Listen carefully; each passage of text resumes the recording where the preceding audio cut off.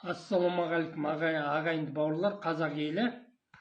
Мен қазақ елін азаматтарына айтамын. Ағайындар, оянсаңдар, көздеріңді ашсаңдар шағады. Марат Жыланбаев, Дума Мұхаммедкәрім, Әйгерім Тілеужан, өңшен белсенділердің бәрін қамап жатыр ғой ағайындар. Көздеріңді ашып қолдасаңдаршы осы белсенділерді. Бірің қазақ, бірің дос, көрмесен істің бәрі бос деп, қазақсыздар ма? Сатқынсыздар ма? Сіздер айтыңыздаршы бәрін. Қазақ болсаңдар, ояндар болды. Қолдандар, бір-біріңізді қолдандар. Биліктің басында отқандар қарсымын сіздерге.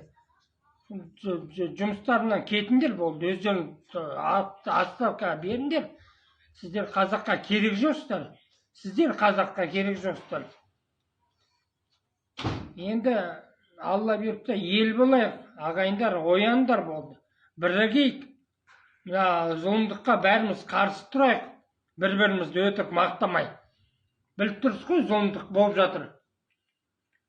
Белсенділердің бәрі қамап қойған шығарындар болды.